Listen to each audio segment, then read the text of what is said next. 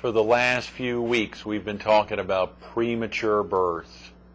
This morning's guest knows all about it firsthand. You'll meet him coming up next on Carolina People.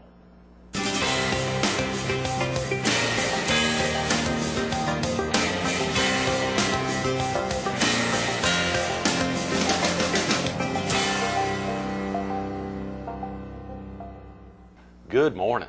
Welcome to Carolina People. This morning we're at Keller Williams, Myrtle Beach Central, home of Team Whiteman.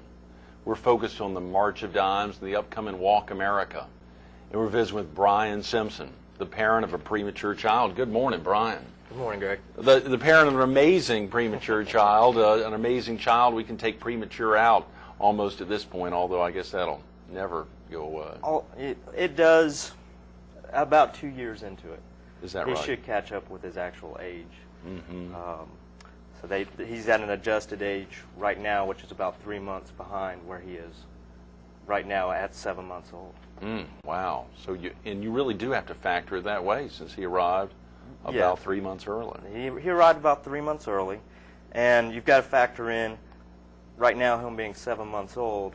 He's actually at the 4-month-old level. God, Brian, that is amazing. You still remember vividly, I guess, the end of August. The end of August. He was born August 28th, and it was a day that it was a rough time for people that go through this. You just don't know what's around the corner, and you're not prepared for it. So you and Lisa, and of course your amazing bride Lisa, who's been in education forever. Both of you all. Actually, let's just get into that. Are you originally from the area? We're from the area, both Lisa and I. Lisa is a school teacher at Myrtle Beach Middle School. Right. And we went to high school together, but didn't actually reunite with each other until a few years down the line. Is that right? Did you all know each other in high school? We knew each other in high school and we were friends. So, and this is our first baby. Wow. So really big. And of course, when you think about all the efforts that go into making sure, to working hard to make sure a pregnancy is planned out and that everything would go according to plan, I guess there's really no way to know what the plans will be. That's right. And we had a tough pregnancy, actually. She had what's called preeclampsia, and she got put on bed rest. And at that point, we still had a decent pregnancy where there was nothing out of the ordinary that happened. Pretty much 7 months into it, she started having stomach cramps. We took her to the hospital, and it was actually contractions. Is that right? And at that time, they put her in an ambulance from here and sent her down to Charleston to MUSC, and that night we had the baby.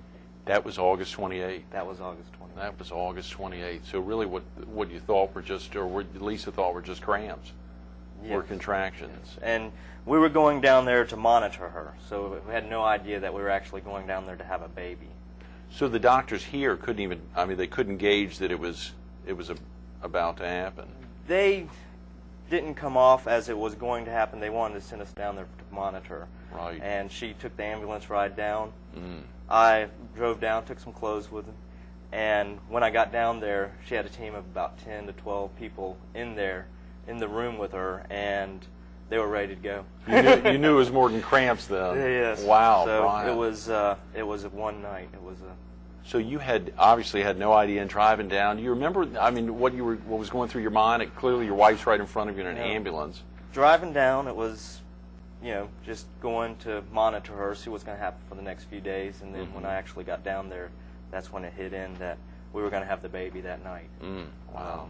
And it was a lot of phone calls to family, letting them know what happened, because it was 2 o'clock in the morning, and they had no idea what was happening. So it was a big shock on everybody. Right, and, right. Going into it, the doctors down there are excellent, and they gave us all the alternatives of what could happen, and if we didn't have the baby at the time, that this baby needs its mother, and if we were to wait one more day, that possibly both of them would not make it. So both of them. Wow, and if the baby did make it, it did need its mom, and so that's how severe it got. Son of a gun. Boy, Brian, so many of the things that oftentimes will occur during the pregnancy where you're trying to find out. For instance, a lot of parents want to find out the sex. Are those things you all had already gone through and had tried? We had gone through it, and we were so excited. Just like anybody having a baby, which is in our first baby. Right. And before that, I'd really never held a baby. Is that right? So, wow. I got thrown into the learning curve real quickly. Pretty much never held a baby, never changed a diaper before. Those are big things. So it got us thrown in there quick. We had done all our checkups, and thank goodness, she did everything correctly through the pregnancy. So there was nothing that she had done to harm her body or the baby.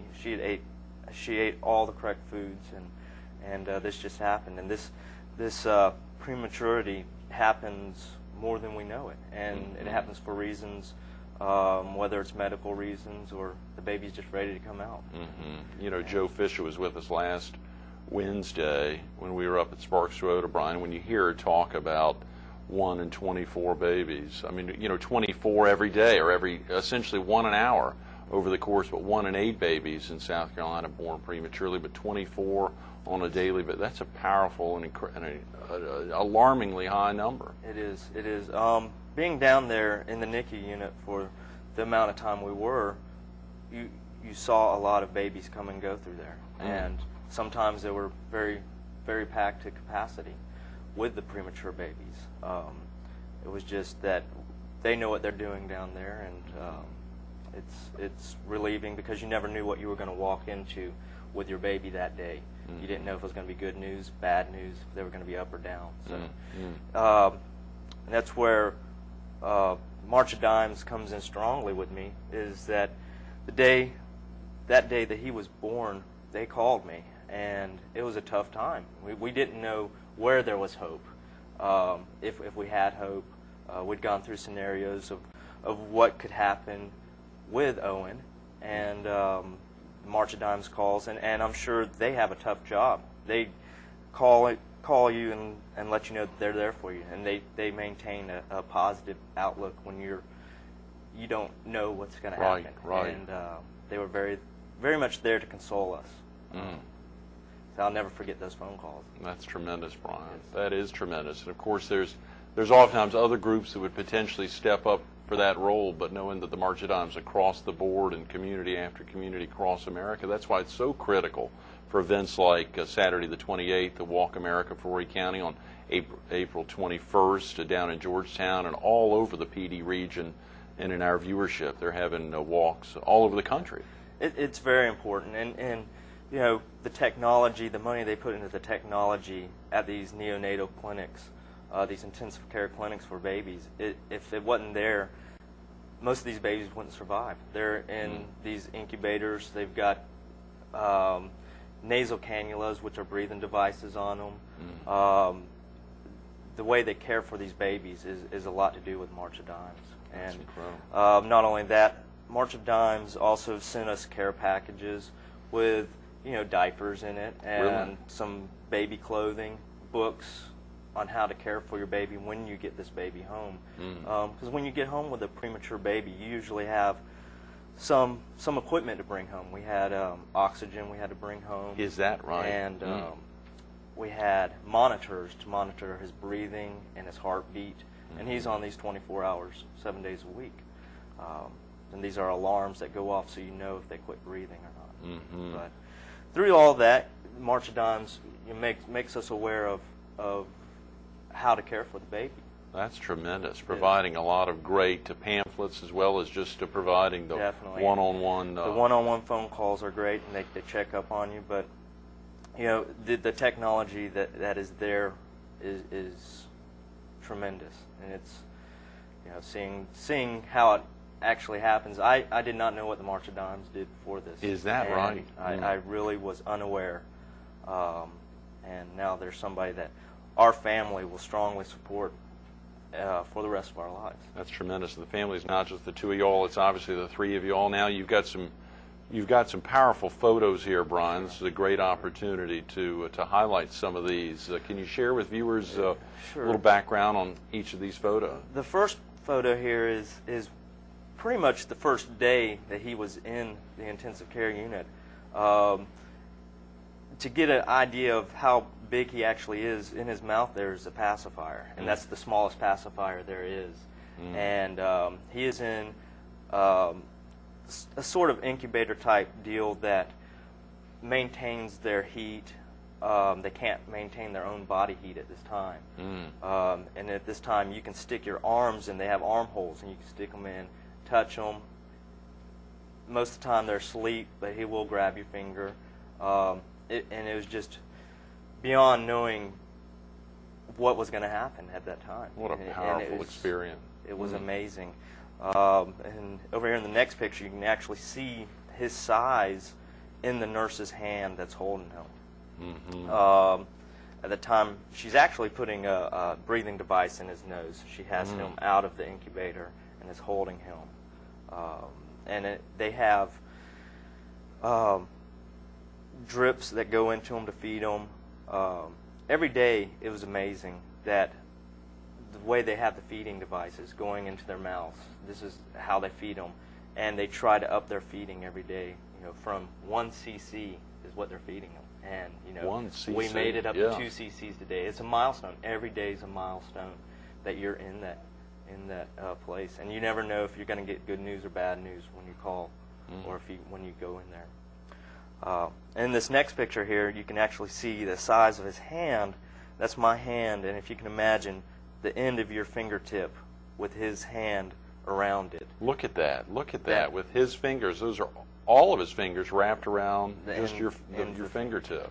That's correct. And it just gives you an idea of how big he actually is. And there's the shot with you on your birthday. That was the first time we got to hold him, and that was on my birthday. And it was probably about 2 weeks after his birth, actually, and that was the first time we got to hold him. Like I was saying, they cannot keep their own body heat at that time, so as soon as they take them out of those incubators, they have to put them up against your body to create the heat for them. So it's skin on skin. You have to open your shirt up and make sure that they're warm.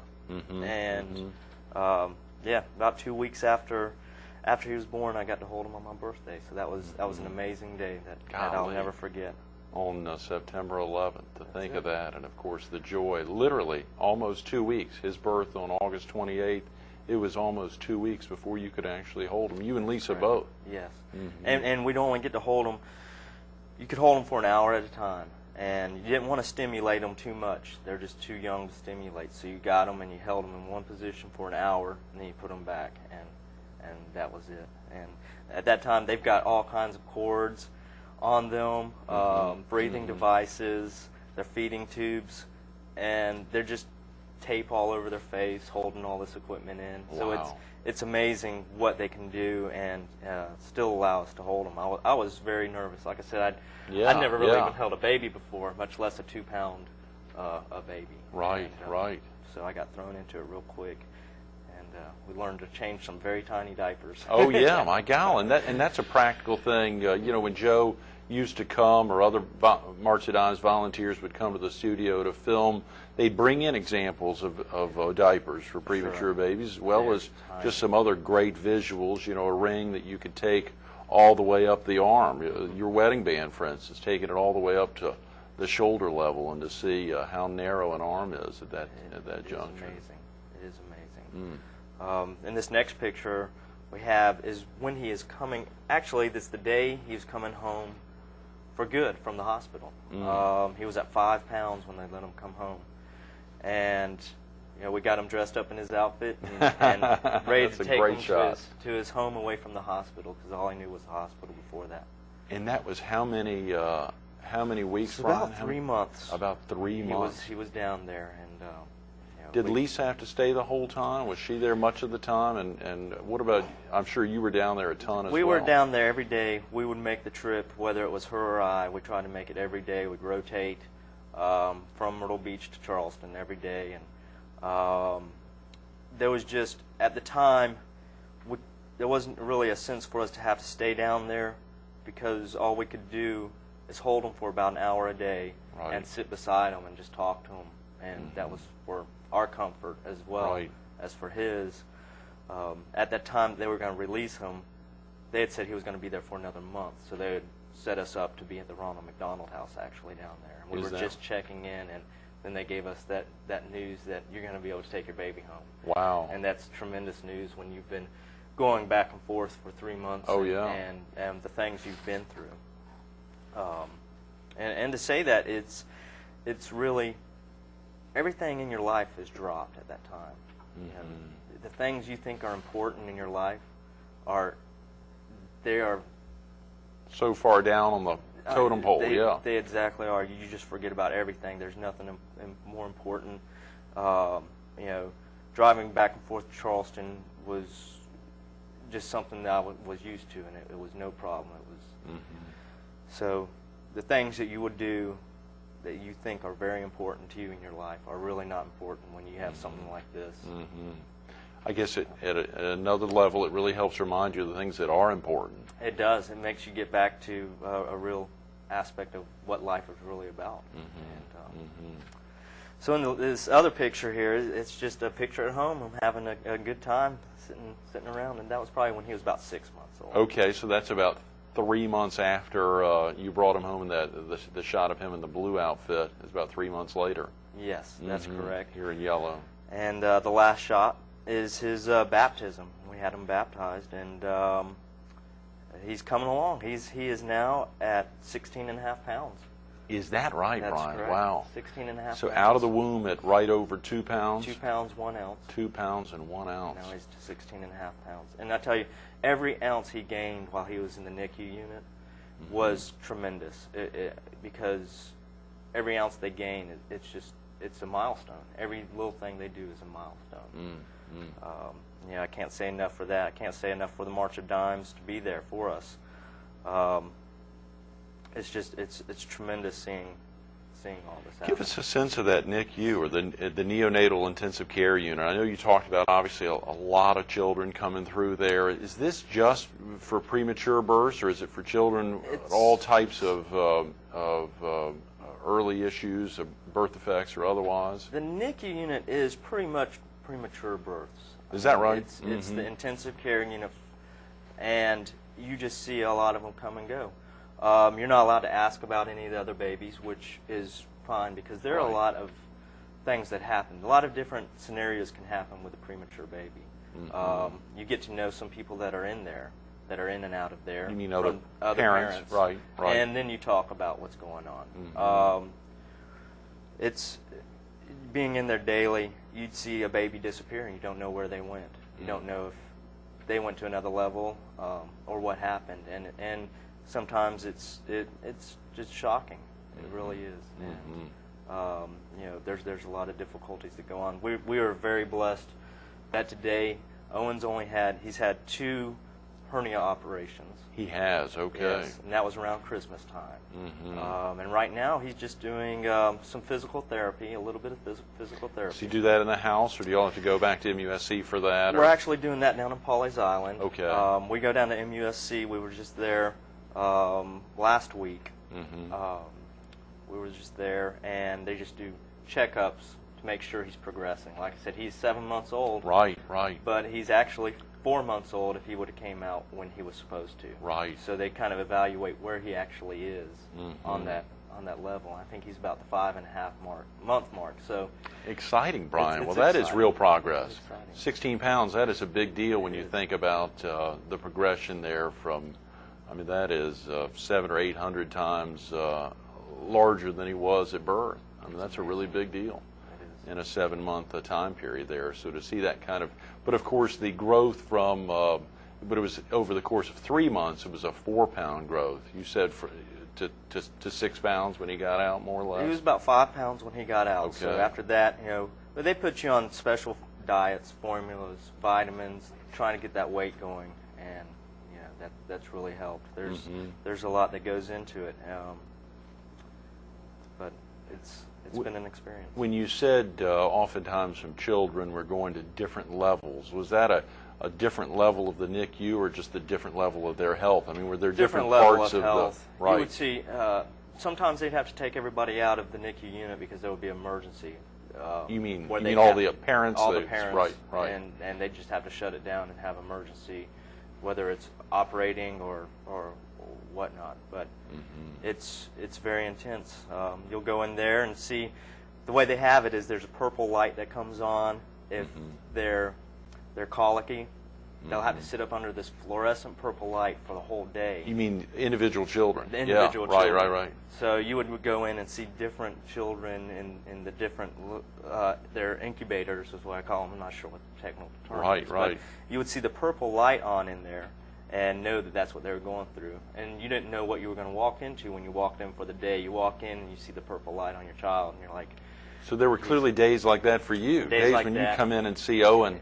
And they would they'd be under a big blindfold and protecting their eyes, but just under this fluorescent lighting. Wow. To help them. So it is amazing. How alarming. I mean, for a parent to not know what that's going to be like. It's still the same way, I'm sure, with normal births and the progression for a child and seeing. I mean, at some level, it's same. Children change, but to come into a foreign environment like a neonatal intensive care unit and to see the changes that are occurring there with tubes hooked to your child, that must be a big deal. It is a big deal, and you've got this life in their hands, so you have full trust of what they're doing, and as a visitor there, they make you feel like home. And the March of Dimes makes you feel like home. They're there for you for anything you really need, and if they cannot help you, they'll direct you in the right direction of who you need to talk to with phone numbers. Right. And that type of thing. But it hits you hard, and for somebody to be there for you, and you know that the reason that your son or your child is where they're at is because of the funding. Right, for research. And yes, our family, and like you said, it's an extended family. It's just not my wife and I. It's grandparents. It's, right. Our parents, our families, our friends, all the support. It's that you all have been getting over the course of the 7 months. Yes. Everyone's involvement there. Were a lot of other family and friends able to come down, or were you all it was pretty sheltered there as it relates to, I know the March of Dimes takes board members on a regular basis to the NICU in Florence at McLeod to go up there to see what it's like to have that real experience, not like a parent obviously, but to just try to experience it so they could be more active on trying to get the word out about how critical this is right now. But did you ever have family go down? Sure, we had family go down. Your immediate family could get in and go see them. Anybody else would have to have a parent escorting them, and it'd be one at a time. You couldn't. There's no more than two people could be in there at a time. Right. So, seeing him, it's a very serious room and area in the hospital. It is intensive care. It feels like it's downplayed a little bit because you are felt like you're at home in the comforts at home, but it's intensive care. They've got a rocking chair in there, and you can sit in there and rock with the baby. Right next to your child, yeah. So it's great. You all had your Owen's first Easter yesterday, Brian. I hope that was a big day. First Easter, yeah. Great. First time in church. Well, the church service, I should say. Right, other than the baptism, service. And got to do the rounds with the grandparents' house. That's great. And so it's a great time. Well, I know this has been a powerful experience for both you and Lisa, and surely all the friends and family in particular that have been a part of making this, his growth, as successful as it's been. Brian, thanks so much for being with us this morning. Thank you, yes. And we had, like I said, thank you for all the support, not only from my friends, Myrtle Beach Herald, Fox 43, a lot of support from friends and family there.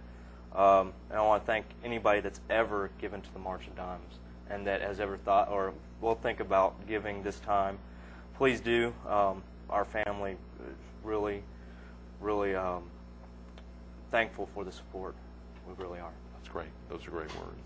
Stay tuned to more Carolina People with Brian Simpson coming up next.